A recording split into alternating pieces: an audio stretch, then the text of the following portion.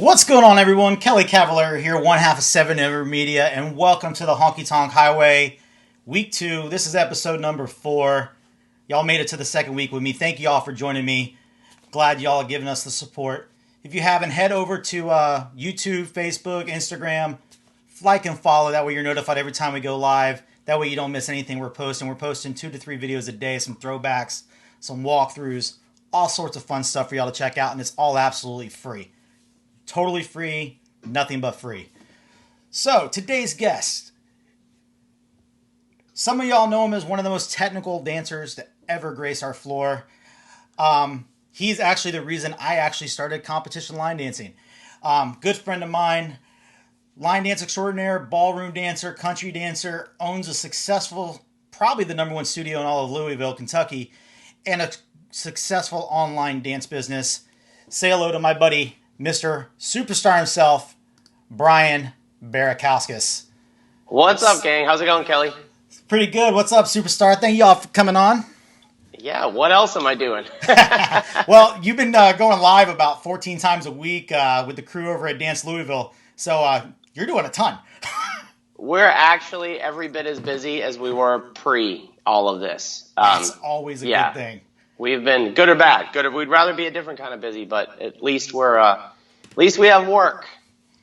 That's true. That's so true. For those who don't know a good story, tell us how you got started. Gosh, got started where? I walked in a bar when I was 21, and here I am today. That was 1997. Yeah. So for those of you guys who don't know, I walked into Coyotes Music and Dance Hall here in Louisville, Kentucky, somewhere in early '97. And got hooked fast and pretty much never looked back. So that spawned into traveling around the world as a line dancer and then opening a studio in January of 2006. Started running events 7 years ago. We jumped in the dance cruise business 2 years ago. We've been doing online lessons for 4+ years. There you go. And here we sit today with all of it on pause. Oh, no, not really, because you're still doing your online stuff. You're still doing a bunch of behind the scenes, getting ready for your events. I know I love coming to your events, Derby City Swing in January and the Nulu Open in May. I'm kind of bummed that Nulu's not happening. I love coming. Canceled. Gone. SYLBB. But kudos to the Crown Plaza Hotel who did not jack us for their contract and charge us a bunch of money, so we live to fight another day. So shout out to the Crown Plaza. Yes, great hotel, great hotel. So I've actually got a lot of questions that actually came in that I didn't have to come up with. That's great. Some that I came up with, so this is good. That's fun. Don't say that too yet, because so lots of people know you like to climb mountains now in your spare time. That's funny. Yes, I do. They want to know, do you have any climbs coming up scheduled, and if you'd ever climb Kilimanjaro again? I would 100% climb Kilimanjaro again. That was the coolest thing I've ever done. And funny that you guys asked, because right there, I don't know if you can read that, but we did I met 2 buddies. I climbed Kilimanjaro with my cousin who turned 40. That was like his 40th birthday thing. And so we did that, and we met 2 dudes there, now good friends, live in Atlanta, Daniel and Jason, and so we got this idea of doing some other climbs. We ultimately want to do Denali up in Alaska, so that's kind of our Everest. We don't want to do Everest, too expensive, too risky, but Denali is actually really, really, really hard. So in an attempt to build our skill set, we went out to the Pacific Northwest and hiked Mount Baker, and then we were trying to decide what the next one was going to be, and so I bought this like little summit thing from Mount Elbrus in Russia. And that was like F it. Brian bought that thing, so I guess we're going to go to Mount Elbrus. And so that sits on my desk. And so we were supposed to go in June. And technically speaking, they haven't said we're not, but we're not. We're not. So that would have been just a little bit under the elevation of Kilimanjaro, but it would have included some technical not high technical, but some technical mountaineering and crampons and all that stuff. So that's why we were practicing our skills last fall. But we will be sitting home this June instead of going to Russia. Well, I'm sure your back probably appreciates that. Yeah, no, I'm physically feeling great. I'm in great shape. I worked out this morning. I'm going to go for a run after I'm done here. I'm ready to go. Like, That's good. I'm That's actually in, good. I'm actually in better shape than I was for the previous two ones. I'm going to transfer off climbing. We're going to go to baseball real quick. I just had the privilege. Yep, you got your Red Sox cap on, throwing the baseball Yep, around. yep. We just got to have you were here, and we went to a couple games. You, Emily, me, Kelly, a couple of Yep. spring training games. One of the questions was, if you could move any team. These are great. I know, aren't they? That If was you awesome. could move any team, which team would it be, and where would you move it to? Oh man, I have an answer for everything. I don't know.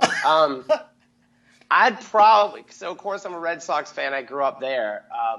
Yeah, but I don't see you moving them out of Boston. No, you got to leave them intact. So I'd either move the Yankees To like North Dakota. to like North Dakota, Yankees to like Fargo, the Fargo Yankees. I would either do that, or I would take one of the failing Florida franchises and move them to Louisville, because this is a decent baseball city. Actually, I don't know if you can see this, but behind me, I've been kind of building my your bat repertoire. yeah, my Yes. baseball bat collection, and I've got some. I ordered some of the original ads, some original ads, some old ads from like the 1920s. Oh, From nice. Louisville Slugger. Yeah, so I want to put them up there. And I got all my ball collection, and so I've got a spring training ball for each year that I've been, and I wanted to get like a baseball for all of the main things. So like I've got an official World Series baseball, an official Major League ball. I got like an official Little League baseball, a College wow. World Series one, a Cape Cod League one, for those of you guys who know the Cape Cod League. Yeah, I'm looking at it. Yeah, Little League, Omaha. Yeah, so it's the collections. Yeah, I would move a Florida franchise like the Marlins that no one cares about to Louisville. So I don't care blame about you. them. Between them and the Rays, yeah. I think I know you have your tradition of hitting every spring training park. I think after you're done with that, I think we should hit the Cape Cod League. Yeah. I kind of grew up doing that as a kid. Like my mom dated someone down the Cape once for a summer, and so I spent a summer down there going to. His son played for one of the Cape Cod League teams, and so I went to a bunch of games there. And so when I go back, I try to. My dad lives within earshot of the Bourne team's stadium, so that's super fun to do because you get to see like major league talent in essence. In not even a big college game. It's above college level. But yeah, you can walk right up to the fence and talk to the people. It's really cool. Yeah. We're going to get back to baseball because I got a couple other ones that are definitely in there. Let's get on to, I know. On the topic of dancing, for those who don't know, you do run West Coast Swing Online, probably the most successful online dance lesson business that I know of, at least. How is this whole pandemic affecting you guys? Is it still going strong on the online aspect? I know Dance Louisville, you've been offering free classes 6 nights a week. Yeah, the studio's shut down, right? So for those of you guys who don't know, we have a studio. A year ago, we opened up a kids studio. We have 2 events, a swing event, a country swing event, and then we do 3 dance cruises a year. And so if you can imagine, all of the rest of that came to a screeching halt. We were able to get 1 cruise out early in March, like the first week in March, and it came and went with no issues. But the rest of it has been a disaster. Closing down the events, what to do with students at the studio and their monthly payments. And so it's literally been all this business garbage that we've been digging ourselves out of. And the saving grace has been that we've been doing dance lessons online for 4 years. And that's actually been one of the most successful things we've done. So we really understand the business in terms of giving value to people. So the good news is from pretty much all the metric standpoint, it's absolutely the same as it was before. I could imagine that it would be better if things were okay, but we've actually kept everything from views to revenue to everything stable and right on track. That to today's, checking the numbers today, it's every bit as good as it's been. And then the advantage is we have more free time, so we're really actually connecting a lot more deeply with the customers and spending more time understanding what they want and how to serve them. And that part's been cool. And that's all we're focused on now. Me behind the scenes, making sure we don't go bankrupt, right? And doing all the boring businessy stuff. But forward facing, we've been able to build out. We shot a bunch. I don't know how much we've talked. Like, we've got a good start.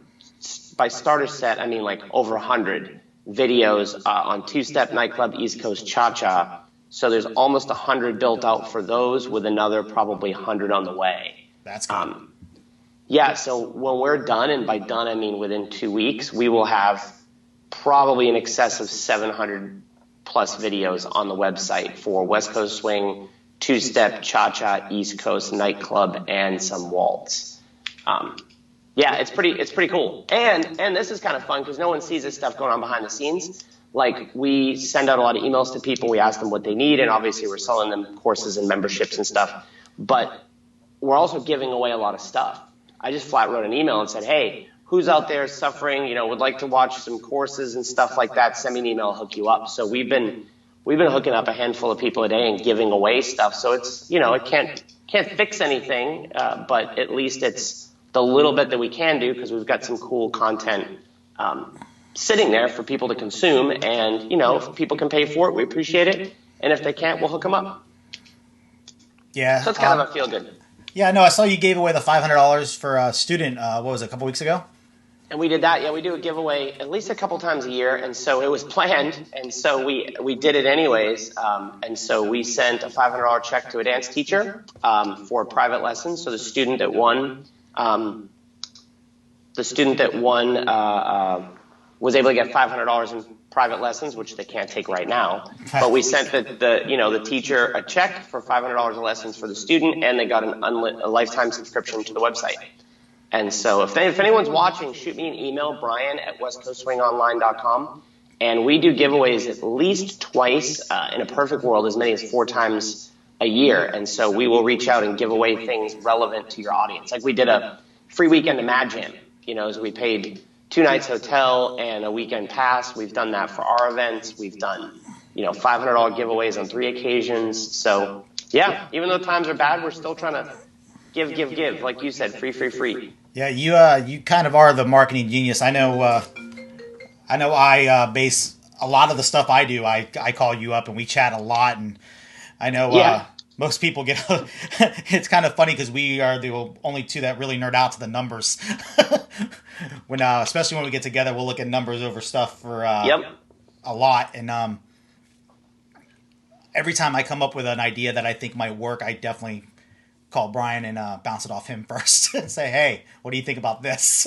Yeah, we're sitting with Emily, and it's like, basically now I have a college degree in real world, maybe even a master's degree in like real world marketing in the dance business, right? Because I've had a studio, and oddly enough, when I was with you, like before this whole coronavirus thing hit, we've talked about this, it was our best week in business ever in 15 years. Literally the best month and the best week ever. The kids studio hit its peak. The regular studio, the online lessons were strong. Our cruise to Alaska was sold out with 166. It was literally the best week in business. And I remember telling Emily, I was like, when we got down there to Florida, I was like, why am I nervous? It's the best we've ever done, and everything's safe, and we're smart as a business, and there's money in the bank, and we're doing great things. And like, I was nervous, and I was super anal about budgets and paying attention to money. And thank God I was, because it came crashing down fast. Yeah, I remember pulling up, and we were talking about that on the way to games, how you were having a great week, and you're like, okay, now what's going to happen? And then Yeah. I know I can't wait for it to end, because I missed one of my trips to Louisville that I normally get to take every year to come hang out with you. I miss a lot of stuff. Yeah, I was supposed to be on an RV trip. I was supposed to leave yesterday. Today. I was supposed to leave today. Yeah, I was all booked, ready to go, and I just can't. Can't. I know I enjoy them, because usually the way it goes from the time I land when I come visit Brian is we eat, we visit the brewery that's attached to the studio, we drink bourbon, we talk numbers, and we shoot videos. It's awesome. It's literally nonstop. You do the best stuff you like to do. It's funny. You know what, Kelly? They're selling, obviously you can't go in the brewery, but they the garage door that's to the left of us, that's where they do all their brewing, or they store stuff. They do brewing on that left side to the left of the kids' studio. They've got that garage door up all day long, and they're selling crowlers out of there. Yeah, I know a couple breweries down here that's doing that. Yep. They ran out. They physically ran out of all their cans. I would probably be there every day. I love my trips to Hossoppel. Yep, Hossoppel, there you go. I always pronounce it wrong every time. I have two hats. Louis calls it Hopsopple because he's like, it's beer, hops. It's like that. It's actually the owner's wife's maiden name, Hossoppel. I know that's like a dream come true. Dance studio and brewery literally attached to each other. That just goes. It's pretty. I would never leave. Legit. Yeah, I've actually bought more beer from them now that they're like closed because we buy a can for every night we go in the live feed and we split a big can of beer. Yeah, it's super fun. I'll be doing that here in about 2 hours. Yep, and I'll probably be tuning in to watch like I have been most of the nights a week. To tune in and check you guys out. All right. So for those who don't know Brian, besides dancing, he has three main loves. Three of them: bourbon, baseball, and mixed martial arts. Yeah, boy. So not in that order though. Bourbon not in that order. It's probably bourbon, MMA, and then baseball. It's probably MMA number one. I don't know. I've seen your bourbon collection. I have a good bourbon collection, but no. And I do have Bourbon and Beyond t-shirt for the event. Shout out to Louisville's Bourbon and Beyond Festival. MMA's got to be number one. This is funny. Mandy Davis said you also have a love for New Kids on the Block. I do. I've been listening to a lot of NKOTB lately. The Way. Mandy will be the only one who's watching this who knows that. But The Way. That's been my song this week. I like that song. All right. If you could have a job besides dancing, besides being a studio owner, owning West Coast Swing Online, would you A, have your own bourbon label, B, general manager for the Red Sox, or C, matchmaker for the UFC? Matchmaker for the UFC. I had a feeling that was going to be the answer. 100%. That's a good one. Yeah, no, because I think the bourbon thing would be fun. Like, I'm a creative type person, right? I don't like the boring stuff. You are. So, to run bourbon label would be great, coming up with a concept, but then like running the business wouldn't be as fun. But matchmaker seems like a fun, like Dana White's job seems fun. Yeah. And the GM thing, maybe, but yeah. Wait a minute. Don't you kind of like have Dana White's job now? You fly around, hang out with your friends, party, and then show up on camera. Yeah, but he gets to talk shit and swear in front of people, and I put out my professional image forward. When I shared my video from Kilimanjaro, and I shared it to a lot of the followers of our online lessons, and it was funny because someone wrote back and said, because of course you swear, you're just like being you, you're on a mountain, right? Of course. There's no alcohol, there's no internet, you're just doing whatever you do. And so there's some colorful words amongst the boys, and someone was like, man, I didn't know, you squeaky clean image. And I was like, well, that's my professional exterior that I choose to put between me and the rest of the world. But if you're hanging out with Kelly and I, there's going to be some F-bombs. I kind of liked your Start Now series you did for a while. You were kind of a mix between you and then Gary V/Dana White during those. It was great. Dude, if you think back to those of you guys who don't know, I did these videos Start Now because the path for me for business, I had back surgery back in 2013, and I faced mortality where I realized that I couldn't just physically grind out lessons for the rest of my life. Like, my back was jacked up, and I was down for 9 weeks that year and 6 weeks in a row. And so those of you guys who are out of work in the dance industry, you're in this similar position I was where no dancing, no money. And so I really buckled down to focus on the business. And so that worked really well. And while I was focusing on that a couple years ago, someone said, you should put out some content around that. And so I had a little bit of a short-lived run. I don't know how long it lasted, but I put out these pretty direct videos called Start Now, like take care of your shit now. And I think back, and thankfully I took my own advice, but I feel bad for the people that were in my seat now. Because I had to handle a few weeks of not teaching dancing, but now we're all faced with not teaching dancing, and those of you guys who make your events, at the physical events, like those are gone for a while, and people who sell T-shirts at events and do live videos at events. And Yeah. that whole industry is gone, and there's nothing we could have done to prepare for that. No. But any preparation that we could have done would have made things better. Like no one could predict this. Downturn in business, lose an event, 20% less customers, don't get hired back somewhere. Like, okay, great, plan for that. But no one can plan for this shit. But if you planned a little bit, you're in a much better place. 3 to 6 months of living expenses. I sound like Dave Ramsey. Yeah. Thankfully, I took your advice a while ago, and the business path that me and Kelly have implemented a lot is based off a lot of stuff that we talk about.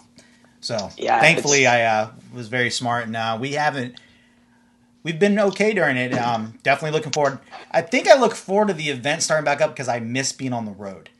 This is the weirdest thing because this has been the longest in a long time I've been home. Right. I love being on the road. I absolutely love it. I said this the other day in the one with JP.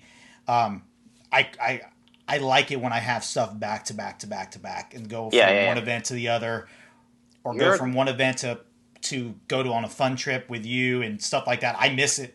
I probably miss that more than the money. A lot of it. Only because that's just in my blood. I worked hard for sure. I worked hard for many years to get to this point where I could go to 30 events a year, and I miss it. Someone said, do you miss, on one of our Q&A sessions, someone said, what do you miss most about dancing and teaching? And I actually said, actually not a lot, because I've been phasing out of that a little bit. I really want to grow everyone underneath me. So I don't miss so much about that, but man, I feel terrible for the people that are out of work and can't make the money, and the personal connections that people make, and then just the fact that we can't. There is no... I would just hop in a car and come visit you.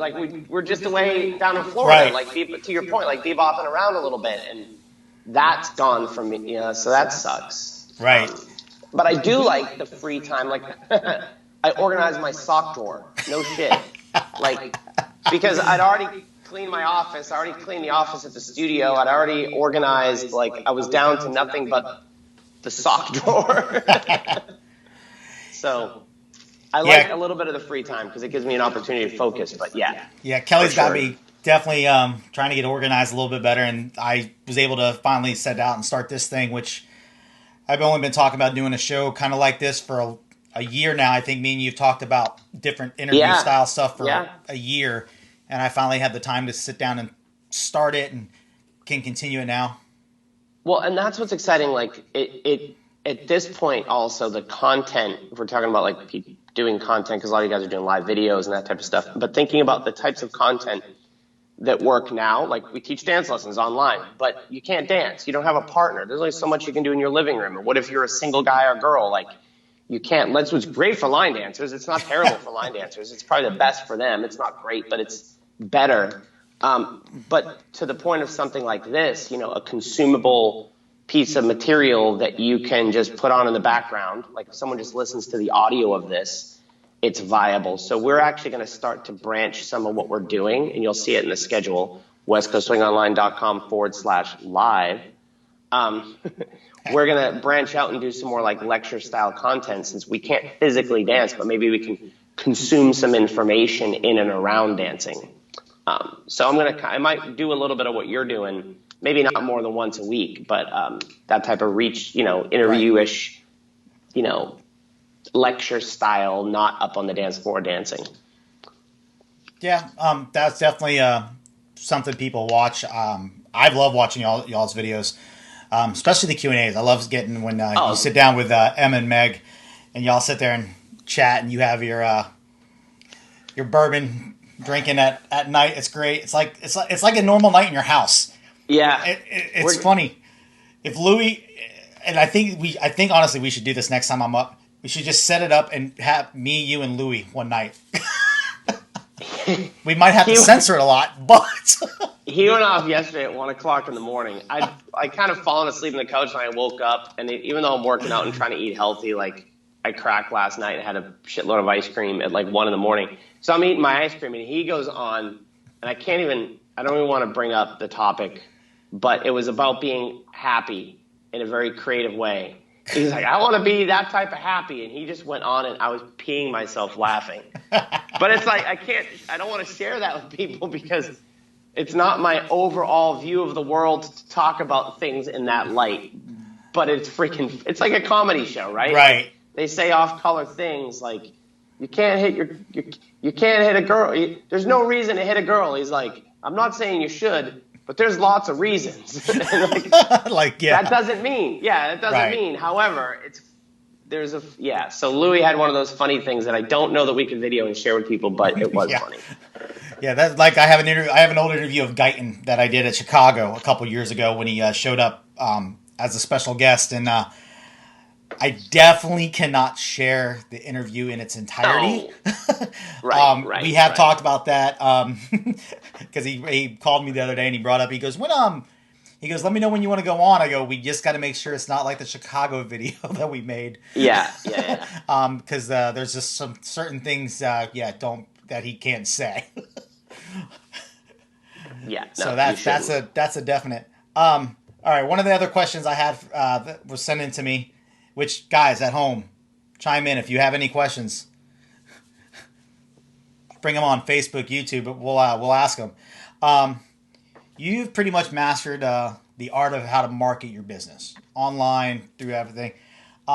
What's the best advice you give for someone who wants to take theirs to the next level?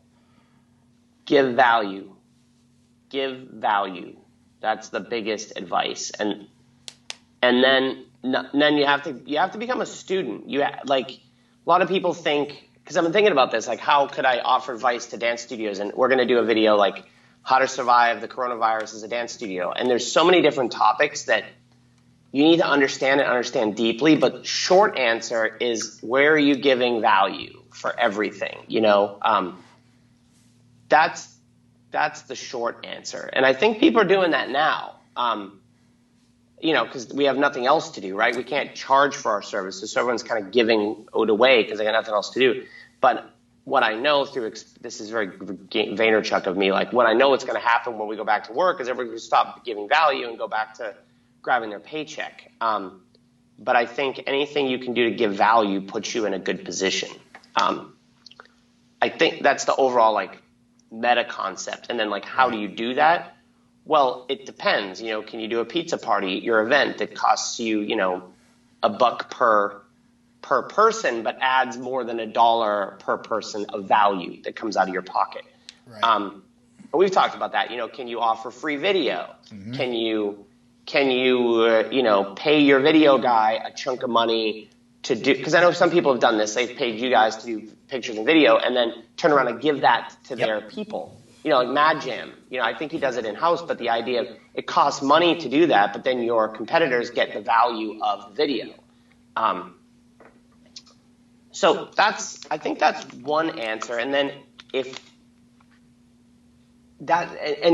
can think about that if you're a traveling dance instructor, right? Because we have people that reach out to Derby City Swing and they go, oh, by the way, I happen to be free on your weekend and my fee is only $1,000 plus first class flights. And I'm like, dude, we're 5 weeks from the event. My staff has been set for 11 months. Right? Instead of, hey, the weekend is free. I'd love to come. What is it that I could do for you? I have these services, right? And basically be willing to work for very little and prove your value. I think people are afraid of that concept. They're like, no, I need to preserve my value. I'm worth $1,000 a weekend. Well, not if someone's not going to pay for it. So yeah, there you go. Give value in short. Yeah, I definitely love, speaking of one of your events, Derby City Swing, I definitely love because you just hounded on that, how your lineup is set 11 months in advance.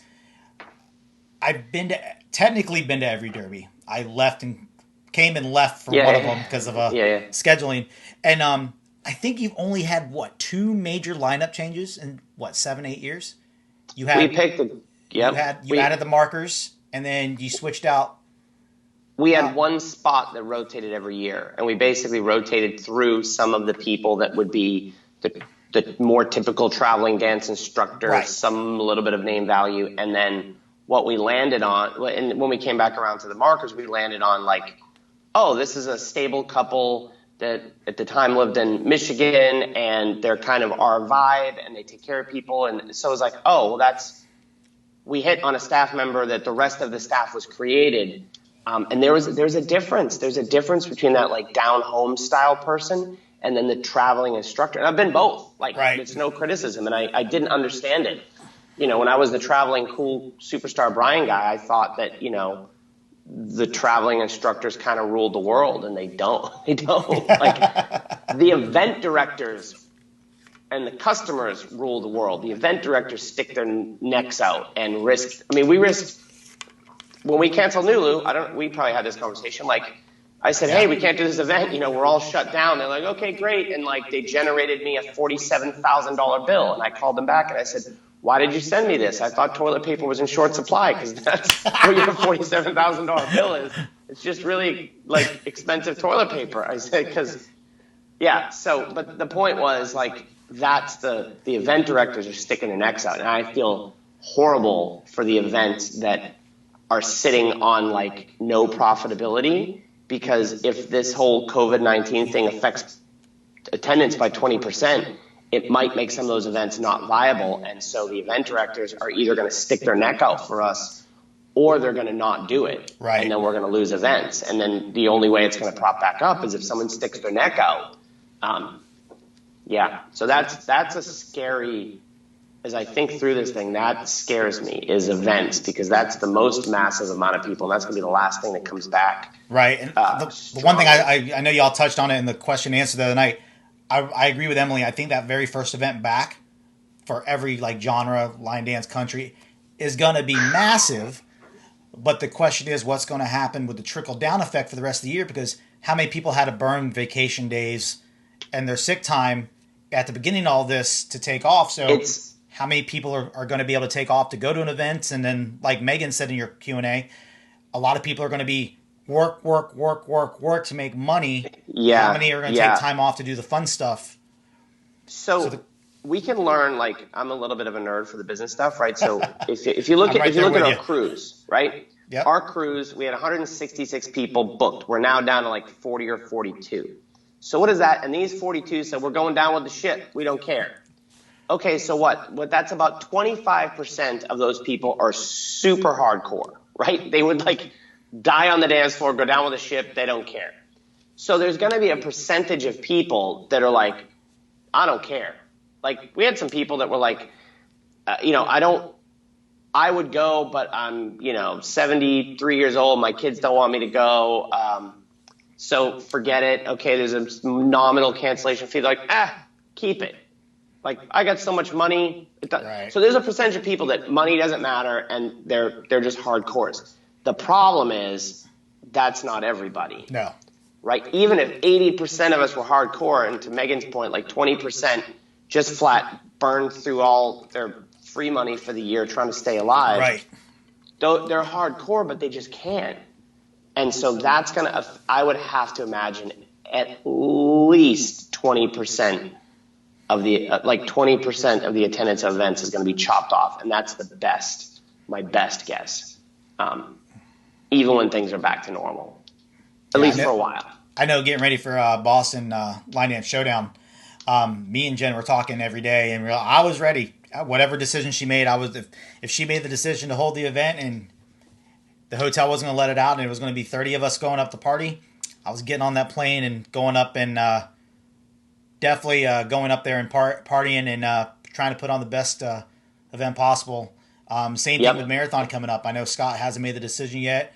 I know he's waiting until the very last minute decision with the hotel because they're on the hook with the thing. But if he said it's on,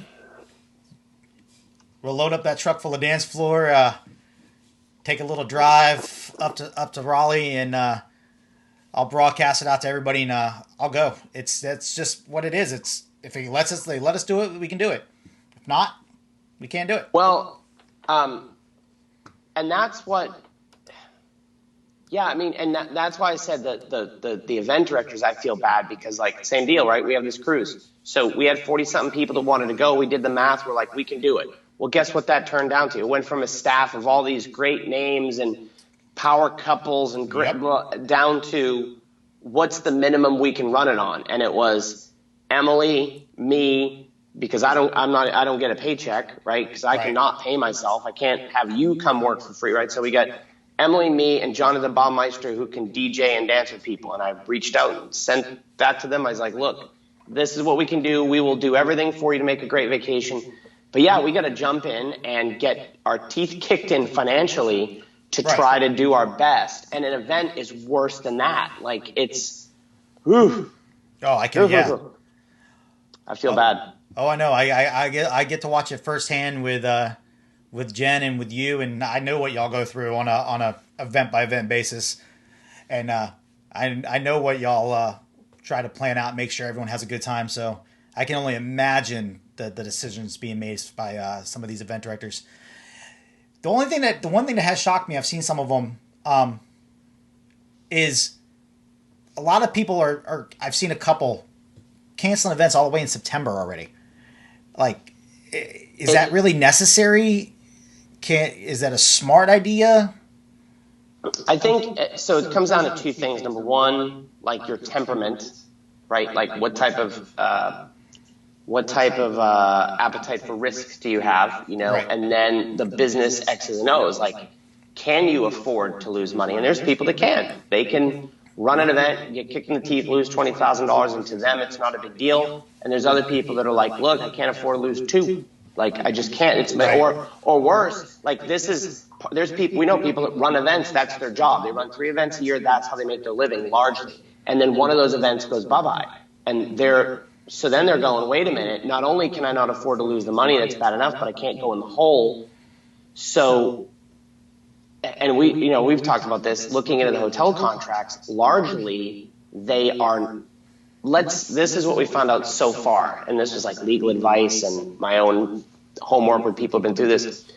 And for those of you guys who don't know, like, there's a contract that basically says, sorry about your luck, event director, you're on the hook. So let's say right now there's a government, the Kentucky government says no business can run. Awesome. My event is May 15th. They lift that ban on May 1st, which obviously affects my attendance dramatically. Right. The contract legally says it doesn't care that your business is horrifically affected. The contract still stands as long as you can legally run the event. Right. Like that. And normally, right, nothing this bad ever happens. You're going to get a snowstorm or something. I mean, Florida has hurricanes, but that's the situation that people are in. And so I kind of started this by saying thanks to the Crown Plaza, because I looked at them and I was like, look, we're people. You're getting killed. Everyone's in this together. And I made them go up the food chain, and I got a call, and thankfully the guy was like, because I would have showed up there with a reporter and said, look, I'm a local business guy. Like, I do 2 events at your hotel. You're going to stick me and bankrupt me. Fine. Well, you're going to make me file bankruptcy, and then I'm not going to come back for the next event. Like, hook me up now, and I'll do my best. And I said, look, if you put me in, and this is what's interesting, and I wonder if people could do this. If I could have been put in a position, I told the hotel this, I said, this is before it got super bad, but if I could run the event without risk, even without making money, but I knew I couldn't lose $20,000, and I could produce a small fun event for people, and I could drive some revenue into the hotel and let the teachers make some money, and it's not as good as it was, but if I could keep the ball rolling, I'm in. But personally, and as a business, I can't risk losing $30,000. So I want to get the heck out of this. So to answer your question, like, if people can put themselves into situations like that, then great. But I think what's happening is people are just jumping out going, it's not a good idea, and I don't want to lose my life savings. I got a day job, and I'm doing this event to serve the community, and I don't need to make a lot of money. And so I think that's the position we're in. And like Big Jim just said in the comments, he goes, plus we still don't know when the country and the borders will be open. That's the other big thing. We don't know if that could be the other big thing. Kentucky might open up for one day and allow thing, but Florida could open up a different day. That's going to be the other thing. Are every state going to interact with each other and say, hey, let's open up back again? And because that could be the other thing. We might not be allowed. Yeah, like what if you know, the restrictions and let's say my customers are coming from Tennessee, right? But Tennessee holds their restrictions and keeps restaurants from opening for Right. another few weeks, right? And someone's a server, makes all their money. They make a ton of money serving beer on Friday and Saturday night, but they're shut down for a few more weeks than the rest of the country because of whatever reason. Yeah. So Or you might have everyone come there and they have no place to eat. yeah, but I think that's and a lot of us as dancers tend to not look at things business wise, right? But I think it's good to like assess the risk, educate yourself. Teachers the same thing, like educating yourself in terms of what might happen to events, and that might allow you to understand why events are making decisions and plan your own schedules. You know, if you're a traveling dance teacher, you can look at the year and go, what's likely to come back, what's not, how do I make the best decision for myself while also taking into account, you know, the events that I work for and the other responsibilities I have and all that stuff. Yeah, it's scary the more that I think about it. John Lindsay just commented and said, same thing. For those who don't know, John Lindsay, former New England boy, just like yourself. Yeah. He's the general manager of the Roundup down here in Davie, Florida. They've been going live a couple nights a week doing virtual dancing. Huge shout out to John and his crew. He said the same thing about the club. First week back is probably going to be huge and likely have a dip because the people have to recover financially. Yeah. Chris Gonzalez says, could be an interesting time for marketing towards new attendees online. Lots of eyes on screens right now, and people who have gotten hooked or at least interested by the streaming experience might be itching to try it in person at their first opportunity, which is true. You could have an influx of new people. Yeah, and that's actually something that it's one of my, I haven't told my team here, but I've got a couple of ideas along those lines. Yeah, that's why I said this is a good time to give value, right? Because that's all you can do. And I understand that there's a lot of people running their intensives and weekends, and here's the catch. Like, if I have to, right, if I have to go out and sell my digital weekend to pay my bills, like, you should. And if people pay for it, then they're getting value and you're providing a service. So on one hand, don't feel bad for charging for your content, because if people are willing to pay for it, it's a positive transaction and you are helping people. That's the neat thing about business. If you show up and take my dance lesson, even if I charge $150 an hour and I get people to pay it, they're getting a value for that $150, you know, even if it's a high number. So from that standpoint, you could be a business person. But on the flip side, if you're in a position that you can't, that you can survive it and don't need to do that, it's a good way to serve the existing community. And to Chris's point, to, you know, give value to the people on the fringes. And this is a good way to think about it, because I think a lot of people miss this. They sort of imagine that they're going to just get customers out of nowhere. And you're generally not. The customers are going to come from, like, if you think about this, like, you ask a dance studio, where do you get most of your business? I'll guarantee you 19 out of 20 of them will go referrals, right? So those are the people just outside that circle. So, and we do this in the studio, we run referral programs for our existing customers, right? So if you use the existing audience you have and go, who sits right outside of them? Like, who's seeing a dance video that, you know, Kelly's a dancer, and so he shares this cool video that he likes online. And then his other friend who's not sees all Kelly's dance stuff and knows Kelly's a dancer. That's the person, to Chris's point, that is most likely to be attached into this. Not this, like, blind nebulous, this new person's going to fall out of the sky. Anyways, that's my thought, because that's worked for us both in the physical studio. It's worked for us in the online business, the cruise business, same deal. Right. Yeah, it's kind of like the same thing when you share posts online. Once you share it, every time you get a share, that's more people you reach. Yep. So you could share it. If I share a post and I get 30 people who share it, even though some of those people might already follow me, their friends list might not. And that's how we get the views. We get the more views, the better likes, follows. You know the online deal. And this is a time, and I'm curious, to Chris Gonzalez, like, I'm curious how his stuff is going, because I don't follow it super directly. I've been off Facebook during all this craziness just so I can stay focused. But yeah, I'm curious how Christopher's stuff is doing and what type of content he's putting out, because he's got a cool vibe and a lot of good energy. So I'm curious what his Shout out to the take Line is. Dance podcast that Chris and Megan do. So Chris, tell me what's going on with the Line Dance podcast. Give me the lowdown because I'm interested. But that's a good, It is. And then within that, and this is basically my start now video. You've opened up the door, Kelly.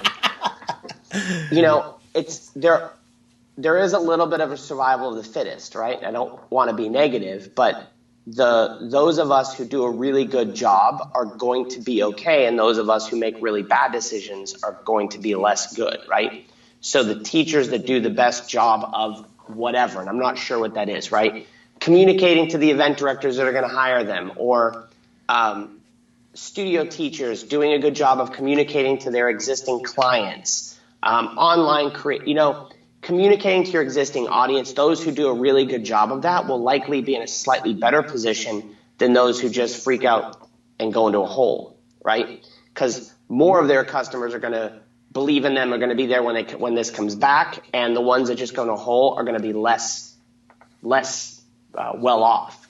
So, I'm a little bit competitive, and I would think of it that, but I would think of it not to the point of like putting someone down to be competitive, but like, how can I do a really darn good job in my online business? What can I do to best serve my customers at the studio for when it turns around? What can I do best? And we had some hard decisions. When I say hard, and we talked about some of this, the cruise business, the numbers are so high, right? It's not just like a dance lesson for $50 or $60. It's a $3,000 vacation, and the credit card fees alone for me to just give them their money back are astronomical. So if I make a bad decision, I might get kicked in the teeth. One bad decision could be $5,000 or $10,000. Right. 2 or 3 could be 30, and they're like, boom, you're gone, you're bankrupt, you're out of business. So thinking about the importance of those decisions, how you're communicating with your customers, what you're doing to provide value. If you work for people, what can you do to, if I work for a business right now, I would say, what can I do? Look, the business can't afford to pay you because there's no customers. What can you do? Can you help that business out so that it's in a better place when it comes back? Because that's all we can do. Instead of, anyways, it's a different rant. No, it's all the same thing. Like a lot of people asked why we hadn't gone live before last Monday. We've been out for a month, and we're known for going live at events, and pretty much we didn't have an event to broadcast, and I didn't want to put a live stream out there that wasn't up to my standards. I've worked at this for 6 years, and I wanted to make sure we put out the best possible product every time. And that's why I did the research. I wanted my feeds to look a certain way if we were going to do them. I wanted my show to look a certain way. Looks good too. I like it. Thank you, sir. Thank you. You know me. I'm a nerd. I do the research. I study. I'm like you. I do the homework. So I always want to make sure. Do what? I like the graphics. I need to add that into my stuff. Ben's going to get oh shit, we're going to be doing that tonight. I'm sorry to my Dance Louisville peeps who now Brian's going to make you do more. They know. Yeah, they... Shane McKeever says I'm a legend. Shane McKeever, you're a legend. I talk about Shane. You all the time, brother. Shane is going to be on next week, guys. I haven't announced it yet, but I'll let you know now that he is on. Dude, Shane McKeever will be on next Wednesday on the show. I'm gonna fanboy out over Shane. Emily Larson, thanks, Kelly. Sorry, Em. Love you. You're gonna awesome. You're gonna fanboy out with Shane on now. Yeah. Robert Royston jumped on one of my Q&As. It was super fun. Like, Emily laughed that I fanboyed out. I was like, it was cool. Like, Robert freaking Royston. I actually sent a message to him. I'm hoping to hear back from him. I want to get him on this show because Robert Royston is a legend. Choreographed multiple line dances that are huge. He's been around, done everything. Broadway, country, does it super all. Good. I would love to get him on here. So I guess our hour's almost up. Anything you want to give a shout out to that I haven't mentioned between your cruises and online? And Shoot. Yeah, if anyone's interested in our online stuff, go to, well, two things. Go to westcoastswingonline.com, enter your email address on the front page. That's going to do two things. Number one, you can create a login to get 30 free videos on our site. That's going to even be more for the free membership. Number two, you'll land on our Move of the Week email list, and from there we can communicate all the awesome stuff we have going on. The live videos that we're doing, there's an entire schedule. We've got the next 2 weeks planned out, and in the next couple of days, we'll have the next month planned out. So you can kind of look ahead and see what's going on. But westcoastswingonline.com/live. And that will get you the schedule and all the replays. So we've got like a month of stuff. And we've got really cool, if you're a West Coast swing dancer, a two-step dancer, some really cool content. Hello, Vivian. How are you? And let me reference back because I read Christopher's comment. Like, and those of you guys who are on Facebook, like if you read what Christopher did, and I don't want to read the whole thing because I'm ADD, but you know, he's coming up with ways to give value. Highlighting choreographers. Coming up with things that are going to work for people in their current situations in-house. And I think the important takeaway is, because when this all goes away, a lot of people doing this stuff, they're not going to be online. They're going to go back to teaching dancing. They're going to go back to events. But using the idea of going, what's the situation and how do I best serve my customer, right? And this is another thing, who's my customer, right? And what do they want? And figuring out the best way to serve them. And that's going to be different if you are a line dance teacher. It's going to be different if you teach in a studio. It's going to be different if you teach at an event. It's going to be different if you're the event director. And I think that there's an opportunity for people to look at stuff. And you and I have talked about this a lot. Like, We have. in terms of brainstorming, like where does your content go? How do you serve people? What people want? And here's a good thing to do. Just ask people. Yeah. That's what we do all the time in our emails. Ask people. Ask people and then listen for the trends in what they say. And don't follow the weirdo. There's always, I mean, we've had Kelly, some weirdos. Yes. Like I had someone who politely told me that I shouldn't have plastic water bottles. I've had someone who sent me all the science on prayer and heard that I have a bad back and like offered to pray for me. But we've had people that wanted us to divert the cruise ship to pick them up in their home port. Like we've had people have told us we're losers because we're dance teachers, but if you sift through that, you're going to find the common theme. And when you find the common theme, then you can work to supporting your customers as best they can now and then into the future. So that's my takeaway. So in that aspect, this doesn't feel much different than normal life. Right? Because there's days I wake up and I'm like excited about the challenge, and then there's days that I wake up and go, holy shit, like how bad is this? Like, yeah, I know. I woke up today thinking, oh man, it's Monday, but I get to go online with you today, and I was really stoked about this show, knowing the different topics we can dive in with, the whole online stuff, the whole coronavirus affecting businesses and stuff like that, and your knowledge on dance and everything in general is great. Like you said, no, everyone's not going to be online when this is over. That's why we started off with only the 3. Get the feet wet. We're going to do the 5 a week from now until the time they lift everything. And then we'll go back to the whole, let's do it 2 to 3 days a week when we're home. Yeah. We're going to be on the road. I'm definitely going to do this on the road where I can have people side by side with me, I can be live on location. Yeah. That way it still keeps the people interested, because so far people have liked getting to talk to the people, which is good. Seeing the other side of a dance instructor they might not actually get to talk with on a normal basis. Yeah, and it's also another opportunity when you have downtime to do stuff. And this is funny because this is right between, like, I don't want to share all the goofy stuff, but like that's my quarter. I purposely don't want you to see all the numbers on it, but like, right. I know. I figured. That's my quarterly, that's my quarterly dance right. goal plan, right? So, and I have it for like personal stuff too that I want to do that's fun.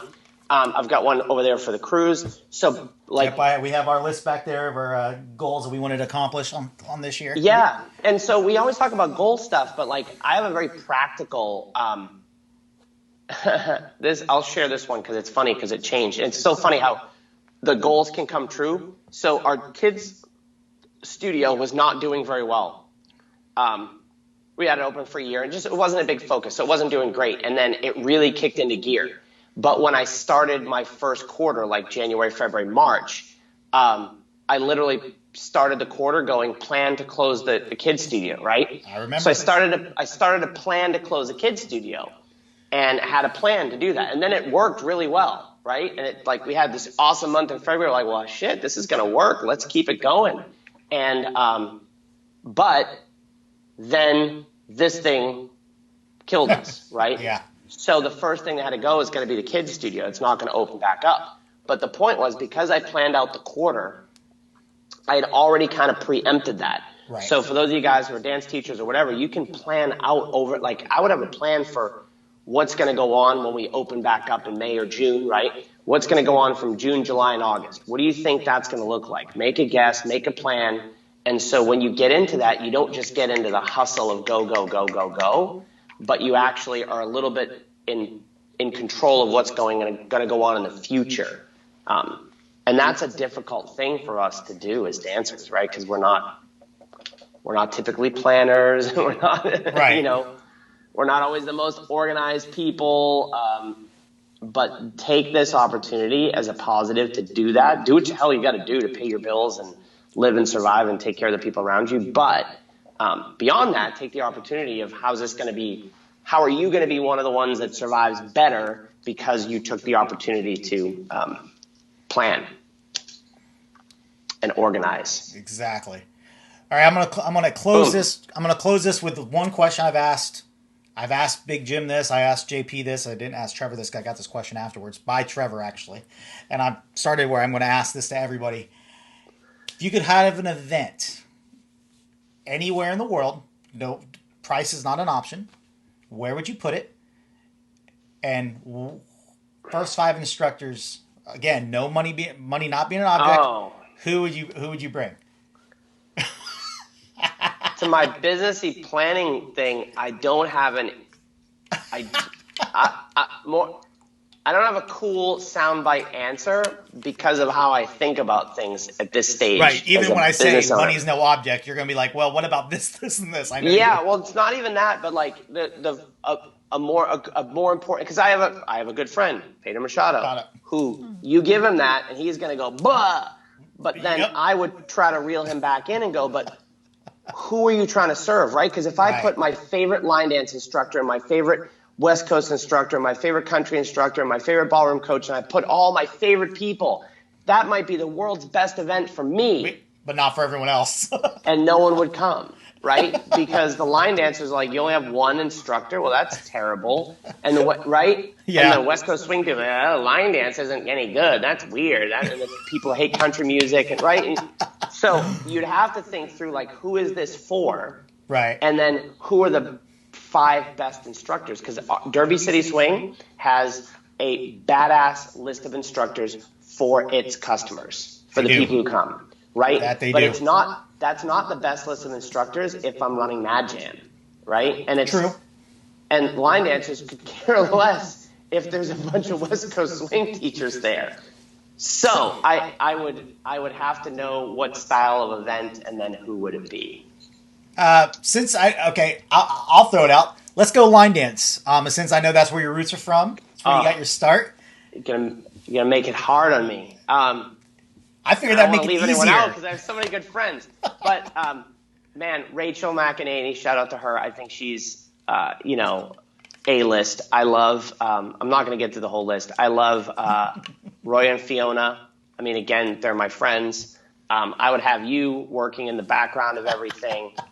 And then I would ask those people, right? If that's my core, I would ask those people who are other like-minded people, and who we've had these discussions too, because we talked about adding line dance to Nulu, and I was like, look, I line danced and I was in that world, but like I'm gone, right? Christopher Gonzalez didn't exist.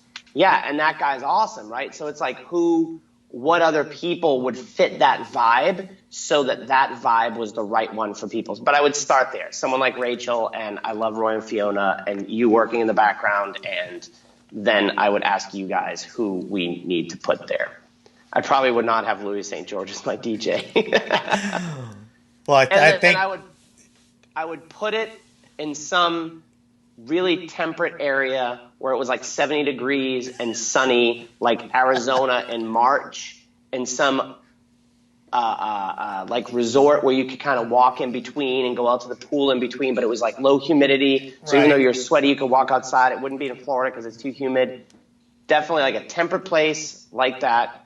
Kind of a cool resort where it's beautiful around. And so if you had to walk to the main ballroom, it'd be beautiful. So there you go. There's your answer. Well, thank you for coming on. Thank you for being my guest today. That was super fun. It was fun.